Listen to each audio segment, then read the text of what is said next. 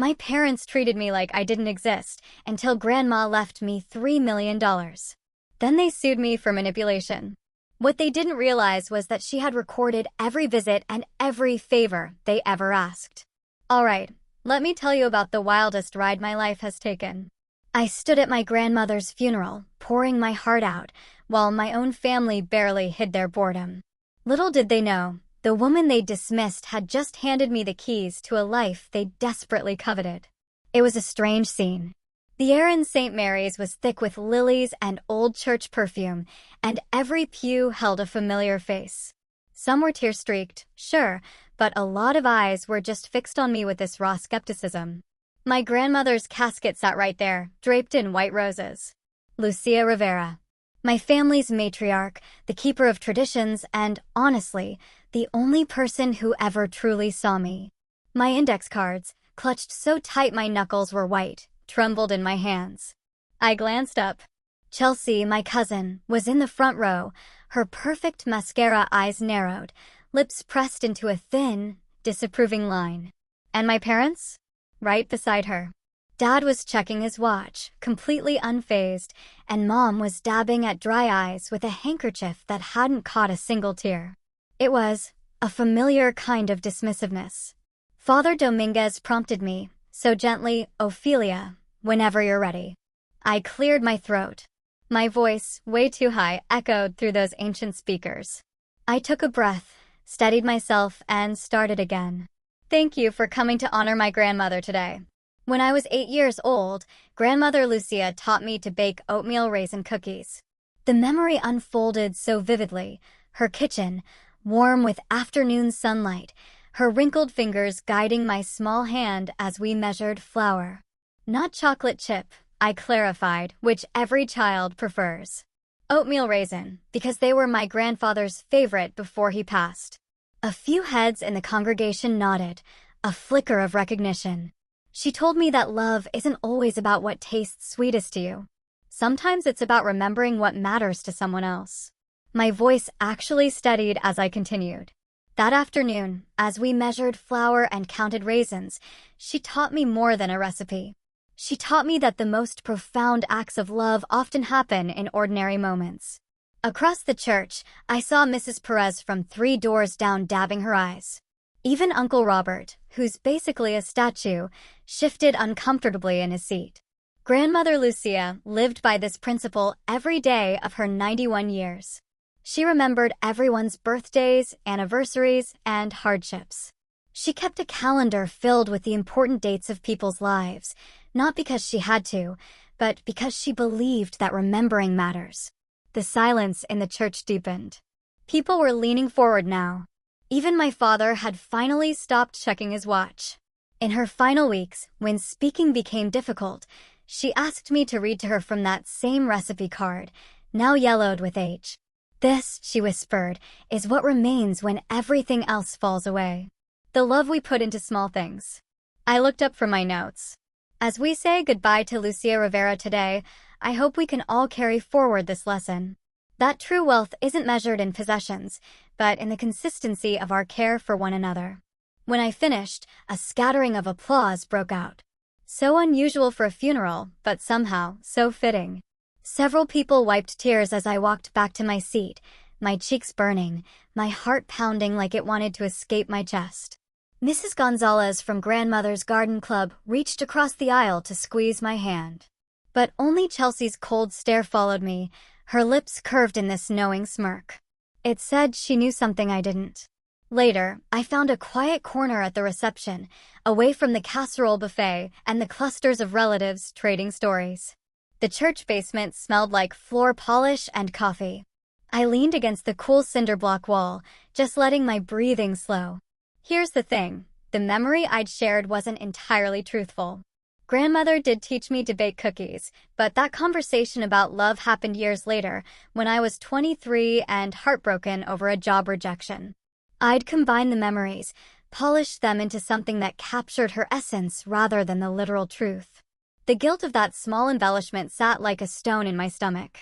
I closed my eyes, remembering her kitchen, always smelling of cinnamon, her hands, spotted with age, moving with such certainty. So different from my childhood home, where Chelsea's dance recitals and debate trophies dominated the mantel while my perfect attendance certificates just disappeared into drawers. "You have a librarian soul," grandmother once told me when I showed her my carefully organized bookshelf. It wasn't a criticism, like when my mother said I was too quiet to make an impression. It was an observation of something valuable in me. Now she was gone, and the strange, quiet weight of being truly seen by someone had disappeared with her. "Miss Rivera?" I opened my eyes. A slender man in a charcoal suit stood before me, a leather portfolio tucked under his arm. "Yes, Henry Gutierrez," he said, extending his hand. "I was your grandmother's attorney. My condolences for your loss. Lucia was a remarkable woman." "Thank you." His handshake was firm, his eyes direct and intelligent. "I need to speak with you about some matters concerning your grandmother's estate. Would you be able to come to my office tomorrow morning?" Before I could answer, Chelsea materialized beside us. Her black dress was impeccably fitted, not a hair out of place, despite the dramatic tears she'd shed earlier. "What's this about?" she interrupted, her eyes darting between us. "Ophelia? What did he want? Are you hiding something?" I straightened my shoulders. "Mr. Gutierrez is grandmother's attorney. He needs to discuss some paperwork with me." "Why you?" Chelsea's voice rose slightly. "I spent more time with grandmother than anyone. Whatever this is about, I should be included." Mr. Gutierrez cleared his throat. "Miss Rivera, Chelsea, is it? I'll be contacting family members as needed for various matters. Right now, I need to speak with Ophelia specifically." I noticed my parents hovering nearby, suddenly interested in my conversation when they'd barely spoken to me all day. "It's probably just paperwork," I said, surprised by the firmness in my voice. "I'll handle it." Chelsea's eyes narrowed. "Since when do you handle anything important?" 10 o'clock tomorrow, Miss Rivera," Mr. Gutierrez said to me, completely ignoring Chelsea's barb. "My office is on Broadway, just past the old theater." As he walked away, Chelsea followed, already launching into a story about how close she and grandmother had been. My parents drew closer, Mom adjusting my collar like I was still 12. "What was that about?" she asked, her tone casual, but her eyes sharp. "Just some documents to sign, I imagine," I answered, stepping back slightly. Dad frowned. "Strange he'd approach you directly. Your mother and I were her children, after all." Before I could respond, a warm voice called my name. Marian, the head librarian where I work, approached with arms outstretched. Her silver-streaked hair caught the fluorescent light, her sensible shoes squeaking slightly. "Your speech was beautiful," she said, wrapping me in a hug that smelled of lavender and book dust. "Your grandmother would be proud." Over her shoulder, I watched my family retreat to the dessert table, huddled in conversation, their eyes occasionally flicking back to me. "Thank you for coming," I told Marian when we separated. "It means a lot." She studied my face. "Everything okay?" "Besides the obvious, of course." I had a choice: brush it off or confide in someone I trusted. The weight of the day suddenly felt too heavy to carry alone. "I'm not sure what's happening," I admitted quietly, "but something feels off. The family is acting stranger than usual, and grandmother's lawyer wants to meet with me specifically tomorrow." Marian squeezed my hand. "Whatever it is, you can handle it. You've always been stronger than you think." Her confidence warmed me, but as I watched Chelsea charm a group of distant cousins across the room, doubt crept in. What could grandmother's lawyer possibly want with me specifically? What was grandmother planning that would make my family suddenly pay such close attention to the granddaughter they'd overlooked for years? I needed to find out. The next day, Henry Gutierrez's office was on the second floor of a restored Victorian, all lemon polish and leather. A grandfather clock in the corner measured time with solemn precision, each tick reverberating through my chest. I smoothed my skirt, a simple navy that suddenly felt inadequate, and checked my watch. 9:53, early as usual. The receptionist, a woman with steel-gray hair, offered me water. My phone buzzed with a text from Chelsea. "What's happening?" "We have a right to know." I silenced it without replying. When Henry emerged, he looked exactly as he had at the funeral, impeccable, confident, eyes that missed nothing. "Miss Rivera, thank you for coming." He gestured toward his office. His workspace was impressive, bookshelves laden with leather-bound volumes, a desk that could double as a dining table, windows flooding the room with light. He indicated a chair, then sat behind his desk, creating this clear power dynamic. "I apologize for the mystery yesterday," he began, folding his hands. "Your grandmother was very specific about how this process should unfold." "Process?" My voice sounded thin in the cavernous room. Henry opened a folder. "I've been Lucia Rivera's attorney for 27 years. In that time, I've never met a sharper mind or a more deliberate planner." He extracted a document and slid it across the polished surface. "This is your grandmother's will. The most recent version was executed 6 months ago." I looked down at the legal document, its dense text swimming before my eyes. "Your grandmother left her entire estate to you, Ophelia. $3 million in total assets." The room tilted. "That's impossible." "I assure you, it's not only possible, it's legally binding." Henry removed his glasses. "What I'm about to tell you may be difficult to hear, but Lucia insisted you understand everything."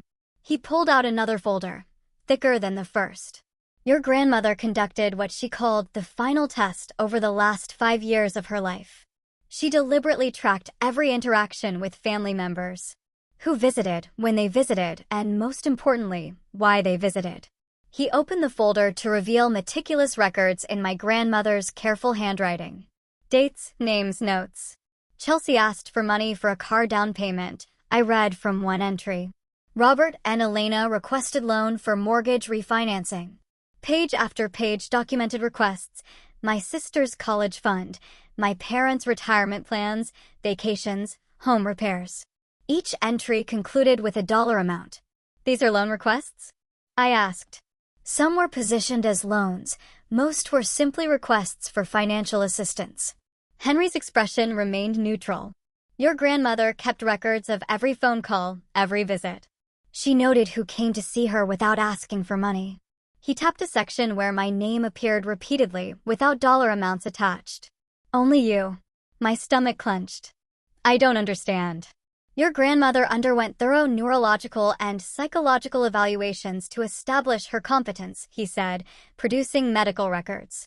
"These confirm she was fully capable of making financial decisions. She anticipated the will might be contested." The implications crashed over me like a wave. My family only visited when they wanted something. I'm afraid the evidence suggests that pattern, yes. I closed my eyes, memories rearranging themselves like puzzle pieces. Chelsea's perfect attendance at family dinners coinciding with her request for tuition money. My parents' sudden interest in grandmother's garden when their kitchen needed remodeling. "They'll never accept this," I whispered, opening my eyes. "They'll fight." Your grandmother expected that response. Henry's voice was matter-of-fact, neither judgmental nor sympathetic. She prepared accordingly. He showed me visitor logs from the nursing home where grandmother spent her final months. My name appeared 3 times weekly. My parents and Chelsea showed up once a month, usually before or after major expenses. "But my parents always said I wasn't attentive enough," I said, my voice sounding distant, "that Chelsea was the perfect grandchild." "People construct narratives that justify their behavior," Henry replied. "Your consistent presence without financial motivation was precisely what Lucia valued most." The clock on Henry's wall marked 10:30. Half an hour had just rewritten my entire understanding of my family. "There's more you should know about your family's financial situation," Henry continued, producing yet another folder. "Your parents took out a second mortgage 3 years ago. They have substantial credit card debt." He showed me financial records. My parents' precarious finances spread before me in stark black and white. "Chelsea?" I asked. "Your sister maintains an expensive lifestyle, designer clothes, European vacations." He slid across a printout of Chelsea's Instagram feed, champagne brunches, shopping bags from luxury stores, captions about "living my best life," all funded by our parents. Henry nodded. They've enabled her spending habits for years. They were counting on this inheritance to solve their financial problems. The realization hit me hard. They weren't cartoon villains twirling mustaches. They genuinely believed grandmother owed them support. The inheritance wasn't a pleasant surprise, but an expected solution to their mounting debts. They'll contest the will, Henry said, confirming my fears. They'll look for any weakness, claim Lucia was manipulated or mentally incompetent. Chelsea can be vindictive, I added quietly, remembering childhood scores settled with ruthless precision. Your grandmother anticipated this reaction. Henry's tone shifted, becoming more personal. Lucia hired me specifically to protect you, Ophelia. She knew this would be difficult. For the first time since entering his office, I felt tears threaten. Not from sadness or fear, but from the overwhelming realization that grandmother had seen everything clearly. The family dynamics, the financial motivations, my isolation within my own family. You're not alone in this, Henry continued. Moses Henderson, your grandmother's neighbor, was a witness to the will signing. He's known your family for decades and can testify to Lucia's mental state and intentions. Moses? The name conjured an image of the kind elderly man who always waved from his porch when I visited grandmother. He's aware of your family history and is prepared to support you, Henry explained. I know the legal strategy we'll need to employ. Between Moses's personal knowledge and the documentation Lucia prepared, we have substantial resources. I looked again at the will, at my grandmother's signature, firm and clear, just like her intentions. Lucia prepared for every possibility, Henry said, gathering the documents into neat piles. She was determined that her final wishes be respected. The grandfather clock chimed 11. In just 1 hour, my understanding of my family had been completely upended. The patterns of neglect and favoritism weren't just in my imagination. The disappointment over my career choice wasn't about the library, it was about money. Chelsea's perfect grandchild act was performance, not love. Yet beneath the shock and betrayal, something else stirred, a strange sense of validation. Grandmother had seen the truth. She had valued my visits, my simple company, without demands or expectations. In a lifetime of feeling invisible, she had seen me clearly. What happens now? I asked, my voice steadier than I expected. We prepare, Henry said simply. Lucia gave us everything we need to honor her wishes. Now we just need to be as strategic as she was. Outside the window, San Antonio continued its morning bustle, unaware that my world had just been completely transformed. The morning of the will reading, a knot of pure dread twisted in my stomach as I entered Henry's office. The reception area was packed with my family, the air thick with tension and, ironically, expensive cologne. My mother adjusted her pearl necklace, Dad checked his watch for the 3rd time, and Chelsea sat with perfect posture, scrolling through her phone, occasionally glancing up to study me with those narrowed eyes. Henry appeared in the doorway, leather portfolio tucked under his arm. Thank you all for coming. Please follow me to the conference room. We filed in like soldiers to a court-martial. The room felt both grand and suffocating, with its mahogany table and leather chairs. A pitcher of water sat untouched in the center, sunlight streaming through Venetian blinds creating prison bar shadows across the polished surface.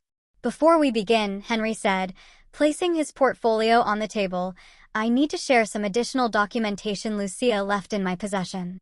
He removed a leather-bound journal with a faded red cover. This is your grandmother's visitor log. She documented every family visit for the past 5 years. My father leaned forward. That seems unnecessary. We visited Mother regularly. Did you? Henry opened the journal, revealing pages of meticulous handwriting. According to her records, the pattern of visits is quite revealing. The room fell silent as Henry turned the pages. Each entry included dates, times, and detailed notes about conversations. My stomach tightened as I noticed a pattern emerging. January 15th, Henry read. Chelsea visited. Asked for $3,000 for spring break trip to Cancun. Brought store-bought cookies she claimed to bake herself. Chelsea's face flushed scarlet. Grandma offered to help, she blurted out. Henry continued without acknowledging her. February 8th, Robert and Susan visited. Asked about second mortgage options. Suggested I consider selling the house. My parents shifted uncomfortably. Dad's jaw tightened. March 30th. Ophelia visited. Brought library books and fresh groceries. Fixed loose cabinet in kitchen. Asked for nothing. Henry looked up. This pattern continues throughout. I noticed dates circled in red ink.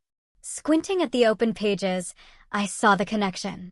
Those dates, I said, pointing to the red circles. They match exactly with family financial troubles. The day Chelsea crashed her car. When Dad's business partner left. When Mom needed dental surgery. Henry nodded approvingly. Lucia was quite observant. He returned the journal to his portfolio and pulled out a document. Now, to the will itself.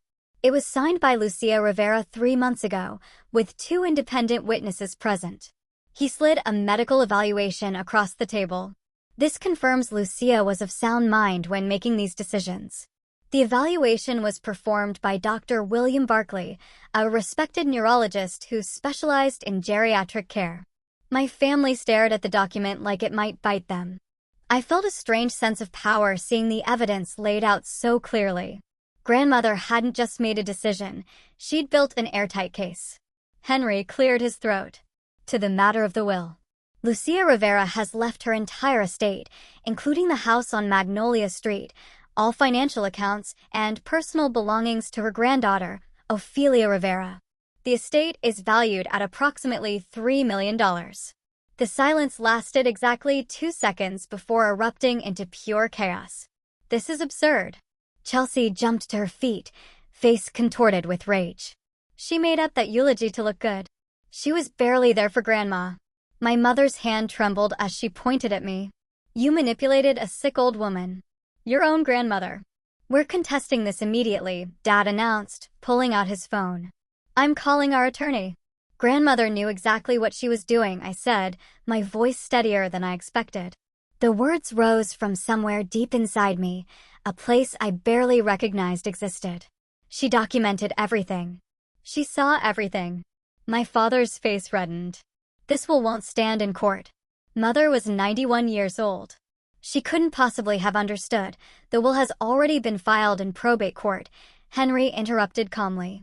You're welcome to contest it, but I should warn you that the process could take months. Lucia anticipated this reaction and prepared accordingly. Her documentation is extensive. Chelsea grabbed her purse, nearly knocking over her chair. You won't get away with this, Ophelia. We all know who you really are, a nobody who couldn't even finish college without Grandma's money. That's enough, Chelsea, I said, not raising my voice, but not backing down either. Something had shifted within me. For the first time in my life, I didn't feel small in their presence. My parents exchanged glances, a silent conversation I'd witnessed 1,000 times, but never been included in. They stood in unison. This isn't over, my mother announced, smoothing her skirt. Not by a long shot. They stormed out, Chelsea trailing behind with one final venomous glare.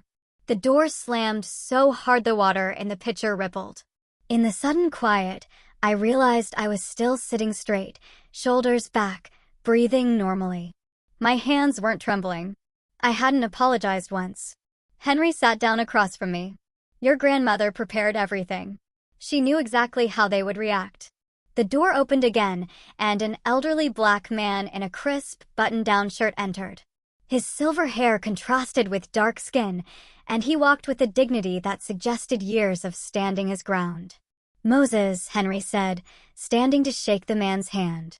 Thank you for coming. Moses Henderson nodded at me. Miss Ophelia, my condolences about Lucia. Moses was one of the witnesses who signed your grandmother's will, Henry explained. He's lived next door to her for 30 years. Lucia asked me specifically, Moses said, settling into a chair with the careful movements of age. She knew what might happen after she was gone. Was she? I hesitated, voicing the fear Chelsea had planted. Was she fully aware when she signed? They'll claim she wasn't. Moses chuckled, a warm sound that filled the room. Young lady, Lucia Rivera was sharp as a tack right until the end, mind like a steel trap. She knew exactly what she wanted and why. Relief flooded through me. Thank you for telling me, Bet. She talked about you, you know. Moses leaned forward, elbows on the table. Not often Lucia wasn't one for idle chatter, but when she did, there was pride in her voice. My throat tightened. Really? She'd mentioned books you recommended, how you fix things around the house without being asked. Small things, but important ones. His dark eyes, clear despite his age, held mine steadily. Young lady, I know she truly loved you. The simple statement hit me with unexpected force. Not the inheritance, not the victory over my family, but this confirmation that grandmother's love had been real. This is what made tears spring to my eyes. I loved her too, I managed to say. Henry cleared his throat. We have a strong case, Ophelia. The documentation is impeccable, but your family won't give up easily. I looked between these two men, strangers days ago, allies now, and felt something unfamiliar taking root. Not just confidence, but a sense that I wasn't facing this alone. Can I really stand up to them after all these years? The question slipped out before I could stop it. Moses smiled, revealing a gold tooth that caught the sunlight. Lucia thought so, and that woman was rarely wrong about people. I nodded, straightening the papers before me with steady hands. For the first time since grandmother died, I felt certain of my path forward. The battle had just begun, but I was no longer afraid of the fight. 3 days after the will reading, I placed another legal tome on the growing stack beside me, rubbed my tired eyes, and checked the time. 7:43 p.m. I'd barely left this conference room in Henry's office. Undue influence requires proof that I isolated grandmother from the family, I said, underlining a passage. They visited her, though not often. That argument won't stand. Henry nodded, his expression carefully neutral. His tie was loosened, sleeves rolled to the elbows. Good observation. They'll likely argue diminished capacity instead. But we have Dr. Ramirez's evaluation from just 2 months ago, I countered, tapping another folder. Perfect cognitive scores. True, but Chelsea might claim the evaluation was done at your request. I looked up sharply. I never asked for an evaluation. I know that. Lucia requested it herself, anticipating this exact situation. Henry removed his glasses, polishing them. But perception matters in probate court. We need to prepare for every angle of attack. I exhaled slowly, setting aside emotions that threatened to bubble up. This wasn't about feelings anymore. This was strategy. Chess, not checkers. What about the journal? I asked.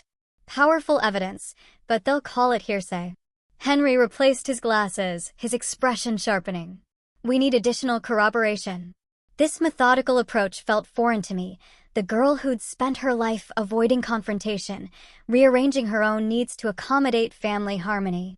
Yet here I was, analyzing legal precedents like battle plans. I've been reading about contestation statistics, I told him, opening another book. Most challenges fail when proper documentation exists. Henry's eyebrow rose slightly. You've been doing homework. I need to understand what we're facing. The words came out firmer than I expected. This isn't just about money. It's about respecting grandmother's wishes. Your grandmother would be impressed. Henry sorted documents into neat piles. Most people in your position would be emotional, reactive. You're thinking like someone who wants to win. Outside, San Antonio traffic hummed. The world continued while I transformed from overlooked librarian to someone who might actually prevail against her family. Let's assess their potential moves. Henry uncapped a pen. Your parents might claim they expected support in retirement. Chelsea could argue promises were made regarding her graduate school. I opened my laptop, pulling up my research notes. I've documented every social media post where Chelsea mentioned grandmother's money. There are 17 references in the past year alone. Henry smiled, a brief flash of approval. Good. And I've prepared affidavits from Lucia's Bridge Club members who witnessed Chelsea's behavior at holiday gatherings. The conference room door opened and Moses entered, carrying a cardboard box. Despite his 78 years, he moved with purpose, setting the box on the table. Found these while cleaning out my garage. He patted the box. Birthday cards Lucia sent me over the years. She often mentioned your visits, Ophelia. How you never asked for anything, just brought books you thought she'd enjoy. I blinked back, unexpected tears. You kept all these? Course I did. Moses straightened his cardigan. Lucia and I were neighbors for 40 years. We talked almost daily. I heard plenty about your family's financial requests. I thought about grandmother's meticulous nature, how she saved every receipt, documented every interaction. The realization dawned. She wasn't just being organized, she was building a case. Henry examined the cards. These strengthen our position. They show Lucia's consistent affection for Ophelia over years, not a sudden decision. Moses nodded. Lucia knew what she was doing, leaving everything to you. Said you were the only one who saw her as a person, not a bank account. I pulled my library colleague Rachel's research notes from my bag. Rachel helped me compile precedents on similar will contests. She worked in legal documentation before becoming a librarian. As we organized our defenses, I realized we were creating something formidable, a fortress of evidence and testimony that would protect what grandmother intended. Not through emotional appeals, but through systematic preparation. We should document any contact attempts your family makes, Henry advised. Every text, call, or encounter. Noted, I said. The room fell quiet as we worked, the only sounds being the shuffle of papers and occasional keyboard clicks. The anxiety that gripped me at the funeral had transformed into something steadier, a calm determination. My phone buzzed. Chelsea. I showed Henry the screen before answering and putting it on speaker. Hello. Think you've won. Chelsea's voice filled the room, sharp with venom. Meet me at the library tomorrow. I'll prove you're just a lucky fraud. The line went dead before I could respond. Henry and Moses exchanged glances. They're escalating, Henry said quietly. She cornered me at work last time I wouldn't give her money for a trip to Cancun, I explained. Created a scene in front of patrons. A spark of anger ignited in my chest. Not the familiar helpless frustration, but something clearer. They were willing to damage my professional reputation over this. We'll document the encounter, Henry assured me. This actually helps our case, demonstrates their pattern of intimidation. I nodded, squaring my shoulders. They won't intimidate me into giving up. The words hung in the air, a declaration that surprised even me with its certainty. For the first time, I believed them.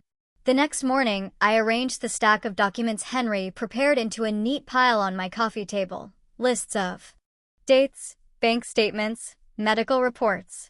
The physical evidence of my grandmother's intentions and my family's manipulations.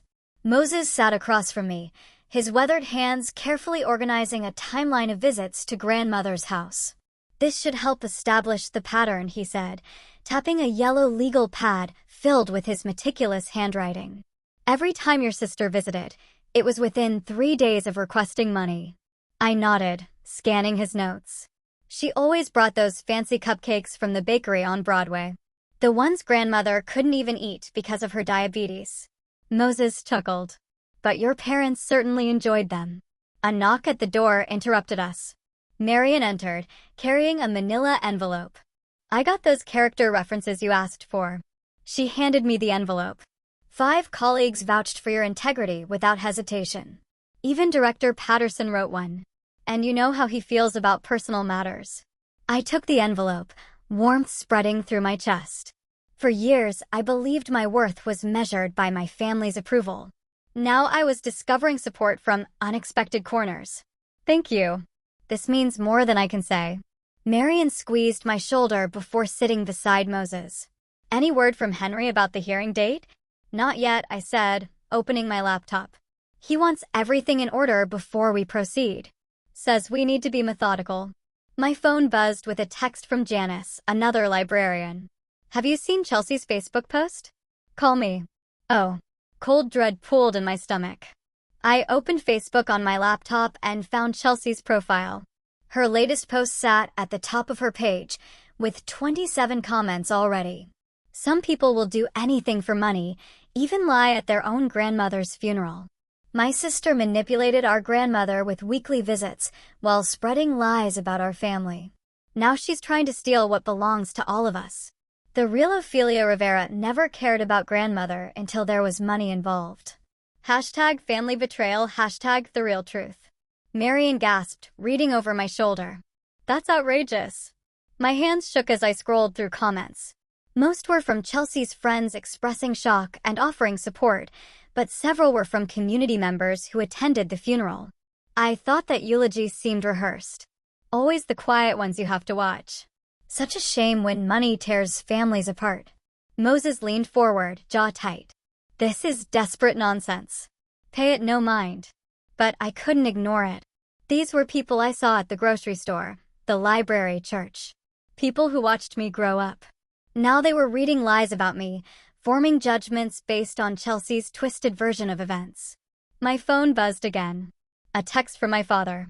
Split the inheritance equally and this will all go away. Think about what you're doing to this family. The audacity stole my breath. I set my phone face down on the table. Is it worth it? I whispered, more to myself than my companions. Standing firm while they destroy my reputation? Moses straightened in his chair. Your grandmother knew this would happen. That's precisely why she documented everything. But what if people believe her? What about my job? The library board reads these posts too. Marian took my hand. The people who matter know who you are, Ophelia. As for the rest, she shrugged. Truth outlasts gossip. My laptop chimed with an email notification from Henry. The subject line read, probate hearing scheduled. 2 weeks. I opened it with trembling fingers. Henry confirmed the date, adding, all documentation is prepared. I've engaged a reputation management specialist to address the social media situation. Do not respond directly to any posts or contact your family. Forward everything to me. Moses read the email and nodded approvingly. Henry knows what he's doing. Remember, your grandmother chose him specifically. A second email arrived minutes later with a digital copy of grandmother's medical evaluation from 3 months ago, then 2 months ago, completed by 2 separate physicians. The conclusion stood out in bold. The patient demonstrates excellent cognitive function for her age. No signs of impairment or undue influence detected. We have everything we need to prevail, Moses said, his voice steady with quiet confidence. The truth stands firm against lies. I looked around my small living room, now transformed into a strategic command center. 3 weeks ago, I was the overlooked granddaughter who visited an elderly woman out of genuine affection. Now I was preparing for a legal battle against my own family while defending my character in the court of public opinion. Yet something had shifted inside me. Where panic might have once overwhelmed me, I felt an unfamiliar calm. My family's attacks no longer surprised me. Their desperation confirmed what grandmother knew all along, that their affection was conditional, their visits transactional. I closed my laptop and straightened the papers once more. 2 weeks, I said. Let's make sure we're ready. For the first time since this began, I felt neither fear nor doubt, only a quiet determination to honor my grandmother's final wish and to recognize my own worth, even when others tried to diminish it. 2 days later, Henry's office seemed smaller, the walls closing in as he unfolded a crisp letter bearing the letterhead of Wallace and Thornton, attorneys at law. Morning sunlight streamed through Venetian blinds, casting tiger stripes across the document that threatened everything. They've hired Gerald Thornton, Henry said, his usually composed voice tight with concern. He specializes in contesting wills, particularly those with. He adjusted his glasses, questionable circumstances. My throat constricted. What exactly are they claiming? Undue influence. Henry laid the letter flat on his polished mahogany desk. They're alleging you manipulated your grandmother during her final years, using your regular visits to poison her against the family. The accusation hit like a physical blow. My hands curled into fists in my lap. They've requested an emergency probate hearing. Henry continued. Thornton is good, calculated, precise. He's framing this as concern for Lucia's legacy, rather than their own financial interests. How can they twist things like this? The words scraped my throat. I never asked grandmother for anything. Precisely why this is so dangerous, Henry said. They're not claiming you extorted her. They're suggesting something more insidious, that you presented yourself as the dutiful granddaughter while systematically turning her against her own children. I pictured Chelsea's perfectly composed face, the mask of concern she must have worn when talking to their new attorney. My father checking his watch, my mother dabbing dry eyes at the funeral. The performance of grief that fooled no one who truly knew Lucia. Look at this. Henry slid over a printed Facebook post.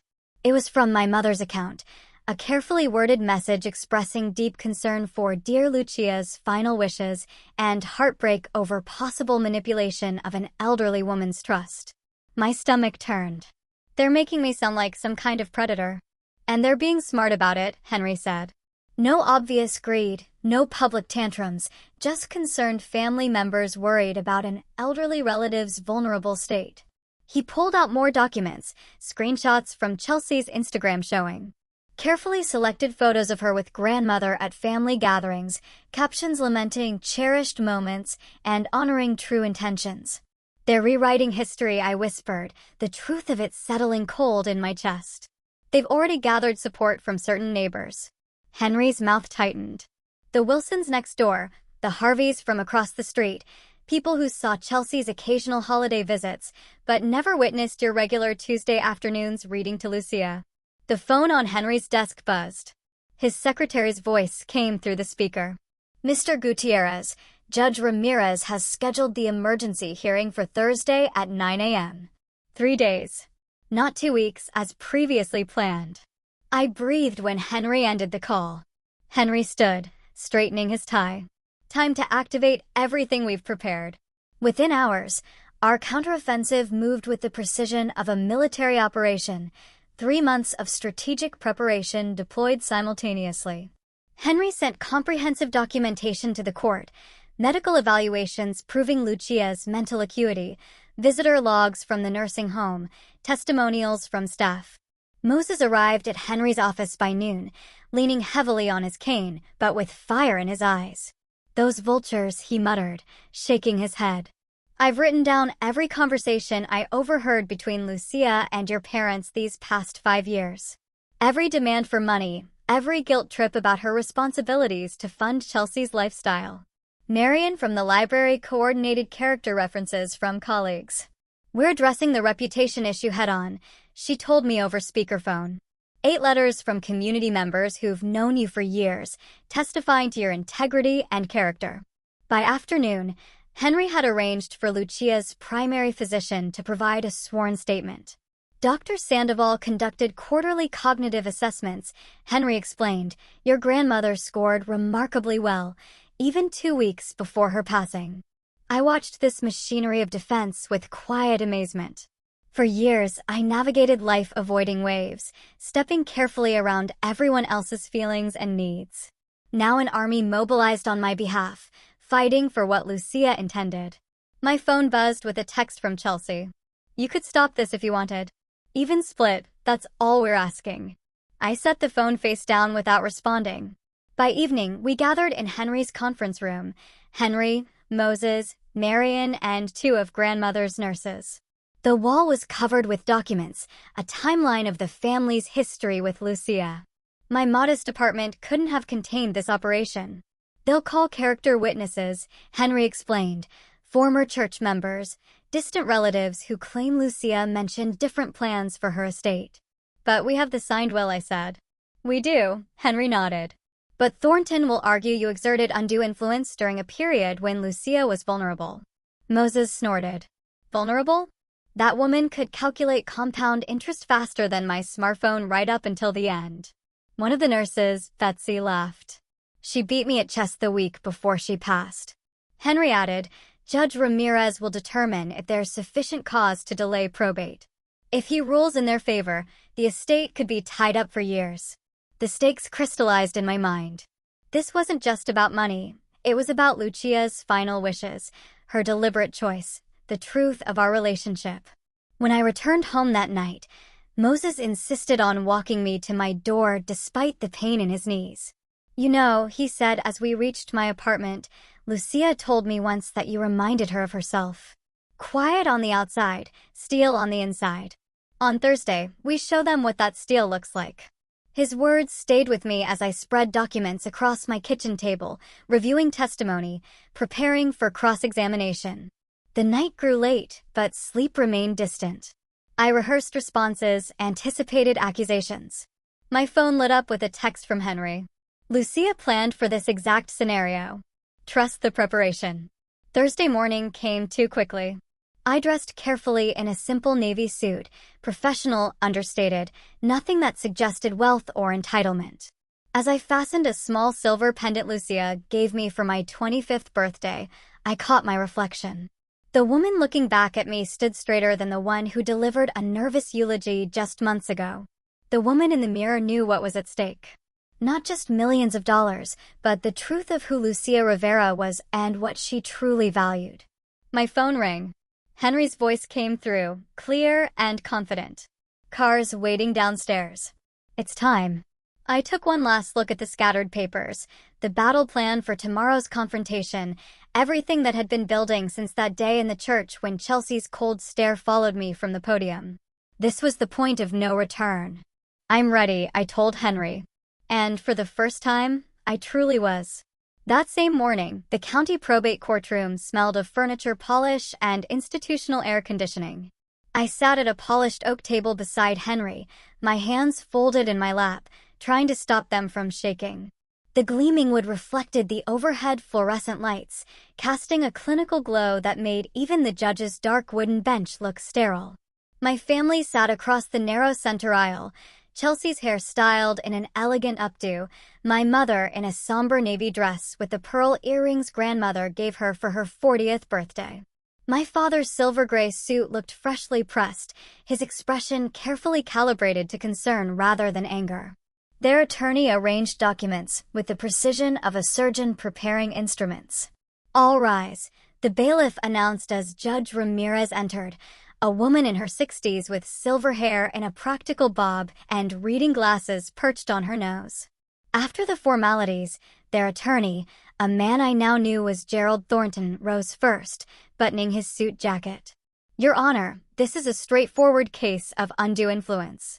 Lucia Rivera was a beloved matriarch who, in her declining years, fell victim to manipulation by her granddaughter, Ophelia. My stomach tightened. The sheer audacity of his claim landed like a physical blow. Miss Rivera systematically isolated her grandmother from other family members, Thornton continued, his voice carrying the practiced cadence of a seasoned litigator. She cultivated dependence while the deceased was vulnerable.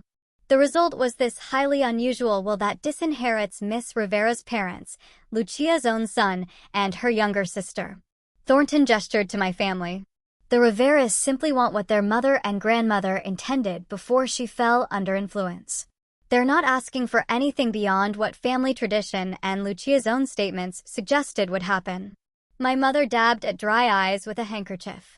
Chelsea nodded solemnly. The performance was flawless, concerned family members looking out for an elderly woman's true wishes, not greedy relatives after money. The evidence will show, Thornton concluded, that this will represent Ophelia Rivera's wishes, not Lucia Rivera's. When Henry stood, he didn't match Thornton's theatrical style. His movements were measured, his voice steady. Your Honor, the respondent has presented a compelling story. Unfortunately for them, it's fiction. He lifted a thick binder. What's not fiction is this documentation, spanning 15 years. He walked the binder to the judge's bench. This contains visitor logs from Lucia Rivera's retirement community, signed by security guards. These logs show that while Ophelia visited her grandmother weekly for years, her parents and sister only appeared when they needed money. Thornton jumped up. Objection. Counsel is making accusations without foundation. I'm establishing pattern and motive, Henry responded calmly, and I have the foundation right here. He returned to our table and lifted another binder. Financial records showing 17 separate occasions where Chelsea and her parents requested substantial sums from Lucia Rivera, followed by periods of no contact until the next financial need arose. The judge accepted the second binder, flipping through pages with a deepening frown. Most revealing, Henry continued, are Mrs. Rivera's own journals where she documented her concerns about her family's motivations. He produced a leather-bound notebook.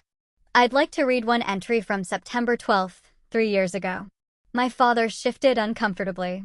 Chelsea's perfect composure cracked as she whispered furiously to Thornton.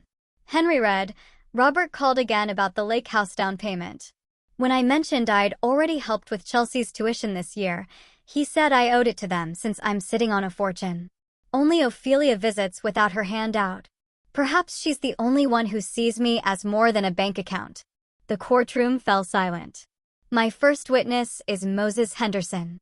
Moses, his weathered hands gripping his cane, took the oath. He settled into the witness chair, his eyes clear despite his 87 years. Mr. Henderson, how long did you know Lucia Rivera? Henry asked. 30 years. We were neighbors at Shady Oaks Retirement Village. And did you ever observe Ophelia isolating her grandmother from family? Moses chuckled. Just the opposite. Many times I heard Lucia on the phone asking her son and his family to visit. Ophelia would encourage her to keep trying. And were you present when Lucia decided to change her will? I was. She invited me for coffee that morning. Said she had important business and wanted a friend there. Was she of sound mind? Sharp as they come, Moses said, tapping his temple. We just finished our weekly chess match, which she won, mind you. She explained exactly why she was making the change. Said it wasn't about punishment, but about rewarding genuine love. Thornton's cross-examination tried to suggest Moses was confused or biased, but the old man remained unflappable, recounting specific dates and conversations with remarkable clarity. My library director Marion followed, testifying to my character and work ethic. Then came Dr. Sandoval, grandmother's physician, who presented medical evaluations showing Lucia's mental acuity remained exceptional until her final days.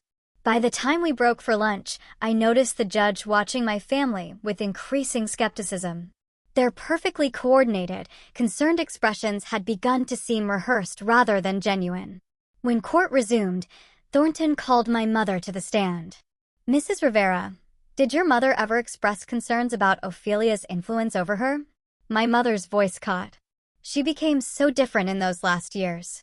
When we'd visit, she'd seem distant, preoccupied. Sometimes she'd mention things Ophelia had told her about us that simply weren't true. Henry's objection to this hearsay was sustained. The judge instructed my mother to stick to facts, not speculation about what grandmother might have been thinking. Chelsea testified next, presenting herself as the devoted granddaughter who simply couldn't visit as often due to her demanding career. Grandmother always told me I was following in her footsteps, she claimed, her voice catching perfectly on cue. We shared a special bond. Henry stood for cross-examination. Miss Rivera, when was the last time you visited your grandmother before she passed away? Chelsea hesitated. I'm not sure of the exact date. Henry consulted a document. The visitor logs show it was 4 months before her death, on June 3rd. Do you recall the purpose of that visit? Chelsea shifted uncomfortably. To see her, of course. I'd like to enter Exhibit 14, Henry said, passing a paper to the judge. This is a text message from the defendant to Lucia Rivera sent the day before that visit, asking for $7,000 for a trip to Barcelona. The color drained from Chelsea's face. By late afternoon, Thornton's case had crumbled. What seemed like a coordinated, reasonable challenge now looked like a desperate grab for money by family members who had treated grandmother like an ATM. The judge removed her reading glasses, rubbing the bridge of her nose before addressing the courtroom. I've reviewed the evidence thoroughly, and I find no grounds to invalidate Lucia Rivera's will. The documentation shows a pattern consistent with a woman of sound mind, making a deliberate choice based on years of observation. She turned toward my family. The evidence suggests that Miss Ophelia Rivera was the only family member who demonstrated consistent care without financial motivation. The will stands as written. Chelsea's composure shattered. This isn't fair, she shouted, rising from her seat. She was manipulated. Ophelia never deserved to be her favorite. That's enough, the judge said sharply. One more outburst, and I'll find you in contempt. Furthermore, I'm ordering the plaintiffs to pay all legal costs associated with this frivolous contest. She looked directly at my parents. Any further harassment of the defendant could result in additional legal consequences. This matter is closed. The gavel struck with finality. As we exited the courtroom, Moses caught up to us in the hallway, tears glistening in his eyes. Lucia would be so pleased, he said, patting my hand. She knew exactly what would happen. She told me once that sometimes people need to face consequences to grow. Henry organized his briefcase, satisfaction evident in his precise movements. "Justice has been served exactly as your grandmother intended," he said. "The estate will be transferred to your name within 30 days." Through the window, I watched my family hurry to their car, heads bowed, Chelsea still wiping angry tears from her cheeks.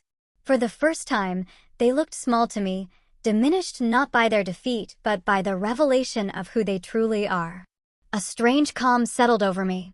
The inheritance was secure, but more importantly, I understood now what grandmother tried to teach me through her recipes, her stories, her quiet affection. Value isn't measured in dollars, but in the consistent care we offer one another without expectation of return. The courtroom emptied around us, but witnesses from the neighborhood lingered, several approaching to congratulate me. Mrs. Gonzalez from the garden club embraced me. "Your grandmother spoke so highly of you," she whispered. "Now I see why." In that moment, standing in the echoing courthouse hallway, I realized the true victory wasn't the money or even the vindication. It was the knowledge that I was seen, truly seen, by someone who mattered. And in her seeing me, she helped me finally see myself. 6 months after that probate hearing, I parked in my usual spot at the San Antonio Public Library and checked my reflection in the rearview mirror. The woman staring back bore little resemblance to the nervous librarian who once trembled while delivering her grandmother's eulogy. Same hazel eyes behind wire frames, same brown hair tucked behind my ears, but the hesitation that once shadowed my face had vanished. The courthouse victory changed more than my bank account.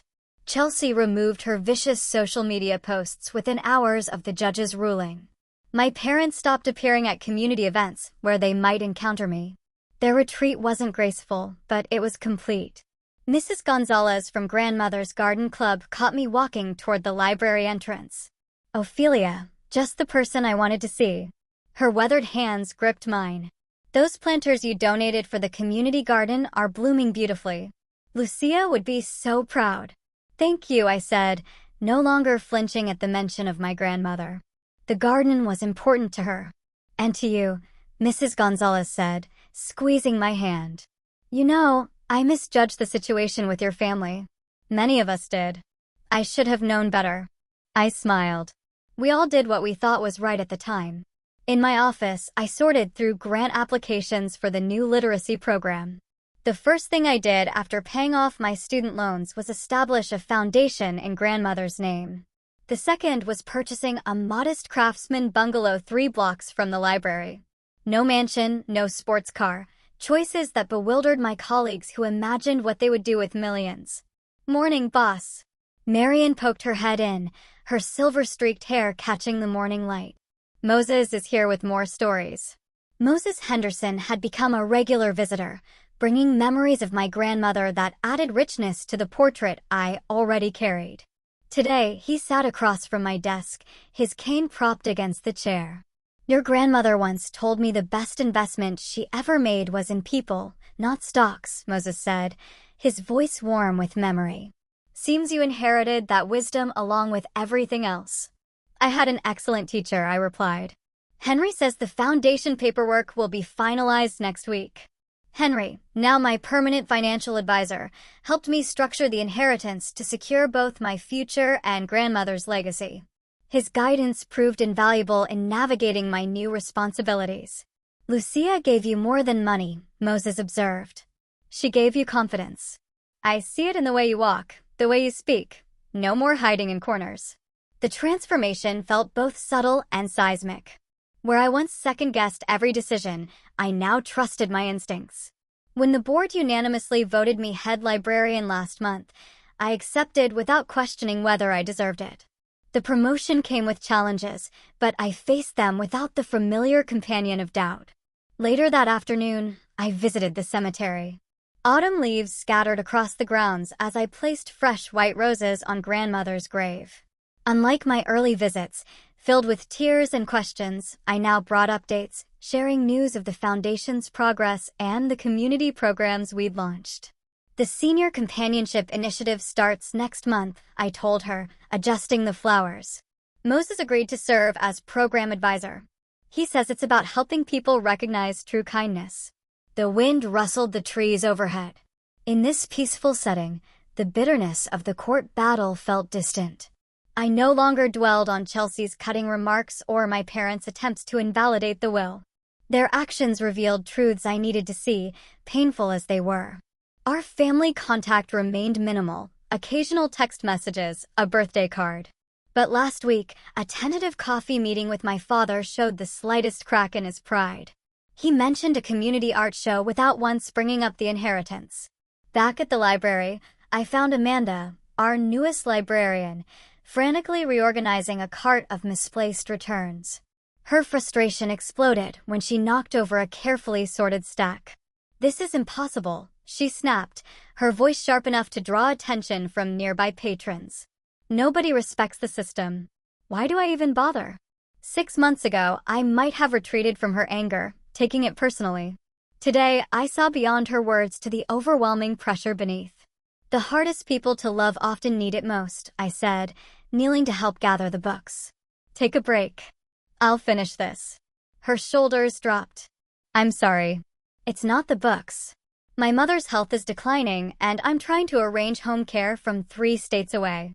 My grandmother struggled with the same issue before moving to assisted living," I told her. "I have some resources that might help. Let's talk after your shift." This interaction, this ability to remain steady in the face of another's distress, marked the most profound change in me. Grandmother's true gift wasn't the money.